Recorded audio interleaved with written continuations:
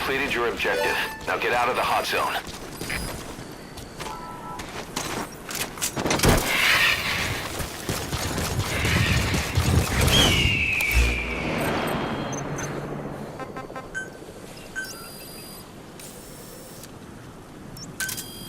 Roger.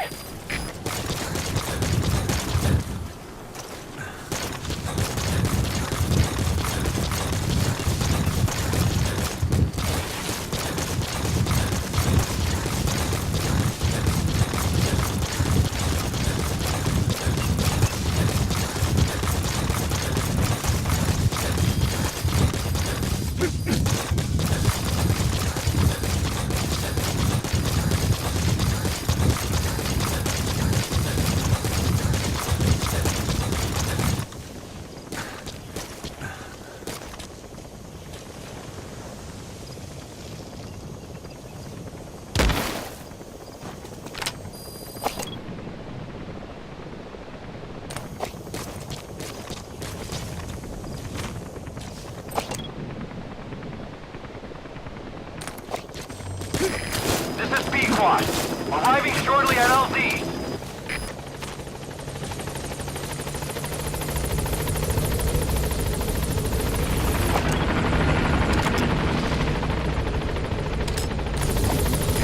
This is Pequod. On station at LZ.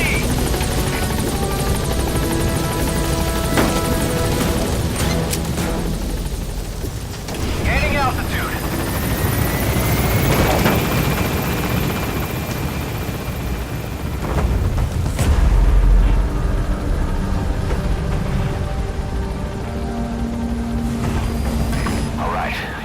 Zone.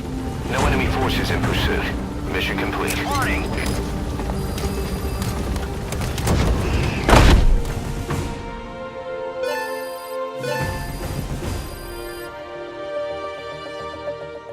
Mission complete. I guess it all worked out in the end.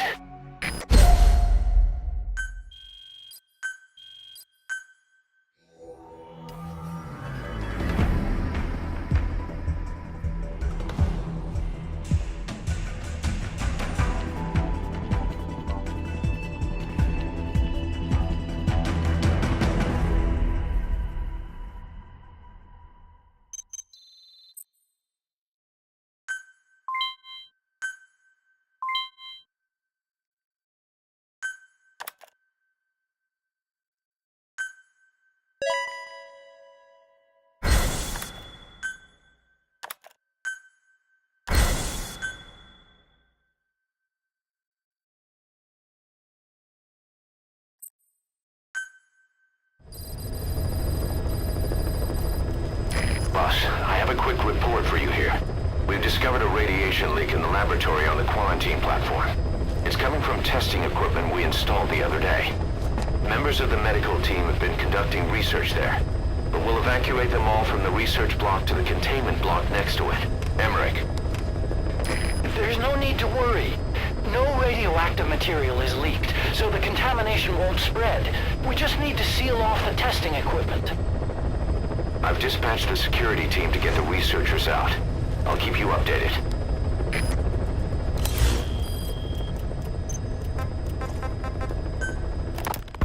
We finished decoding the informant's report.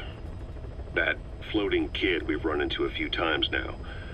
Looks like he was a test subject in clinical experiments. The Soviets called him the Third Boy. The Third Boy was brought to a lab on the outskirts of Moscow from Czechoslovakia, after which he was due to be sent to a research center in Leningrad, then Siberia, and finally an academic town in Novosibirsk. It doesn't appear that the researchers witnessed the talents we've seen from him, but nevertheless he was quite the popular subject. His latent cognitive abilities suddenly awoke en route to Moscow. According to the report, the Third Boy was easily influenced by other individuals' biofields. Evil thoughts, in particular. They affected his mind like a virus.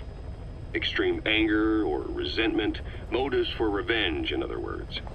Now, during the transport flight to Moscow, the boy was exposed to a powerful mental energy field coming from a certain individual. Ever since, being conscious of his powers, he's become a sort of energy generator.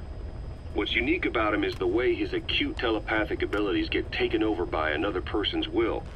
The boy began to physically parasitize individuals experiencing extreme anger and codify the host's desires. This includes amplifying the host's natural strengths. Or, in accordance with the host's desires, he can also implant program code in another individual, making them a puppet, essentially. Human neural synapses transmit weak electrical currents between neurons. These electrical currents, though at a level difficult to observe, warp the magnetic field outside the body. The third boy is able to pick up these weak fluctuations. Contrary to psychotronics, which involves controlling the human mind, his abilities as a receptor are too high. The emotions he picks up from another individual are amplified and unleashed into his body as they recur in his brain. They turn into microwaves, which then affect the physical world, triggering paranormal phenomena like the spontaneous combustion of organic matter or psychokinesis, moving an object without touching it. There's one other thing. While he's parasitizing a host, the boy's ego gets shut away, allowing the will of the host to take control of his powers, like some annoying static drowning out your own voice. That means he isn't responsible for what's been happening. Somebody's extreme anger has manifested through the third boy's powers in ways none of us could have predicted, which would mean this was going on somewhere around us. Looking back on it, a lot of things make sense now. The man on fire, Sahelanthropus, they both came to life thanks to the third boy's powers. Everything has been happening through him as a catalyst. We first saw him in the hospital on Cyprus. The boy parasitizing the man on fire's desire for revenge gave him his new abilities in return. He next appeared at the Hamid Fighters Fort where the honeybee was hidden. There, the boy parasitized Skullface's vengeful mind. He controlled Sahelanthropus, making it do whatever Skullface wanted. Same goes for when we extracted Emmerich onto the chopper. When he appeared at the Devil's House in Central Africa, Skullface's will controlled the man on fire via the third boy's powers. Everything is clear up to this point. But even the informant couldn't pinpoint who the host was in the cave within Serac power plant. Sahelanthropus suddenly became active, then crushed not only the man on fire, but Skullface as well. Surely neither of them could have been the host. Who else was at that location and bore anger more extreme than either of them? Whose will was controlling Sahelanthropus? According to the report, emotions transmitted in children's brains affect the surrounding magnetic field more strongly. Cerebral nerves are covered with insulation called myelin sheaths to increase impulse speed. The reason for this leakage has to do with the fact that children's myelin sheaths are still developing. So, how many children do you remember being there? Children with a burning desire for revenge and bearing a grudge against you. I can think of only one. Eli. We don't know what kind of life he's had, but the resentment he's shown toward adults is nothing short of extraordinary. The third boy resonated with Eli's mind.